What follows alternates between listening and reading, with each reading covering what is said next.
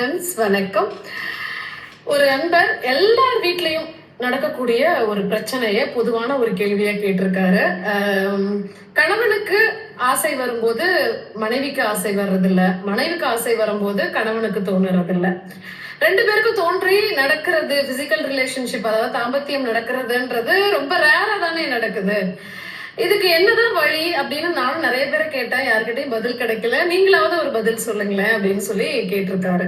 இதுல முக்கியமா என்னதான் கணவன் மனைவின்ற விஷயம் திருமணத்துக்கு அப்புறம் ரெண்டு பேரும் உடலாலையும் மனதாலையும் ஒண்ணு சேர்ந்தாலும் ரெண்டு பேருக்குமான மனநிலைமைன்றது, அதாவது அவங்களுடைய தாட் ப்ராசஸ், அவங்களோட மூட் எப்படி இருக்கு அப்படின்றது வெவ்வேறு தான். ரெண்டு வெவ்வேறு உடல்கள், ரெண்டு வெவ்வேறு விதமான உணர்வுகள், மனசுடைய நிலைமை எல்லாமே அங்க வேறுபடுது. அப்போ ரெண்டு பேருமே ரெண்டு விதமான சூழ்நிலைகளை டே டு டே ஃபேஸ் பண்றாங்க.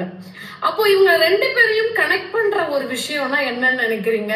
ஒரு பக்கம் ஹஸ்பண்ட் வந்து ஆபீஸ்க்கு போவாரு, இல்ல வெளி வேலைகளுக்கு போவாங்க. ஒய்ஃபுமே இப்ப ஆபீஸ் போயிடுறாங்க, இல்ல வீட்டுல இருப்பாங்க. ரெண்டு பேரையுமே மனதளவுல கனெக்ட் பண்ணக்கூடிய விஷயம் ஏன் ரெண்டு பேருக்கும் ஒரே நேரத்துல தோண மாட்டேங்குதுன்றதுக்கான மிகப்பெரிய காரணம், ரெண்டு பேருமே வெவ்வேறு சூழ்நிலையில இருந்தாலும் கரெக்டான ஒரு கம்யூனிகேஷன்ல ரெண்டு பேரும் இல்ல. காலையில இருந்து சாயந்தரம் வரைக்கும் எந்த அளவுக்கு உங்க மனைவி கிட்ட நீங்க பேசுனீங்க, அதாவது டைமே இல்லைன்னா கூட நீங்க கொடுக்கற ஒரு ஆசை வார்த்தை, ஒரு சின்ன போன் காலா இருக்கலாம், அவங்கள சாப்பிட்டியான்னு கேட்டதா இருக்கலாம், இல்ல வேற என்ன விஷயமாவும் இருக்கலாம்.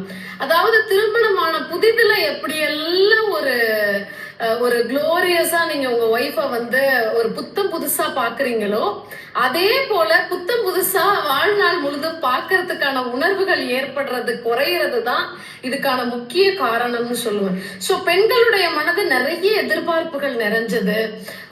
அந்த பிசிக்கல் ரிலேஷன்ஷிப்ல முக்கியமா நடக்கக்கூடிய இன்டர் கோர்ஸை தாண்டி, அதாவது பெண்ணுடைய பிறப்புறுப்பும் ஆணுறுப்பும் இணைவதை தாண்டி பெண்களுக்கு பிடித்தமானது அப்படின்னா அந்த முன் விளையாட்டுகளும் அப்படின்னு சொல்லுவாங்க. ஆனா அந்த முன் விளையாட்டுகளும் தாண்டி அவள்கிட்ட நீங்க எந்த அளவுக்கு அன்பா கேரா அவளுடைய உணர்வுகளோட கலந்து, அவளுடைய பாசத்தோட கலந்து அவளை தாங்குவது போல நீங்க பேசுனீங்க, நீங்க கேட்கக்கூடிய ரெண்டு வார்த்தையிலேயே அவங்க ஐஸ்கிரீம் மாதிரி உருகக்கூடிய மனநிலைமைக்கு கொண்டு போனீங்க அப்படின்னா தான் அவங்களுக்கும் உங்களுக்கும் ஒரே நேரத்துல அந்த நடக்கக்கூடிய கெமிஸ்ட்ரி அப்படின்னு சொல்லுவோம்.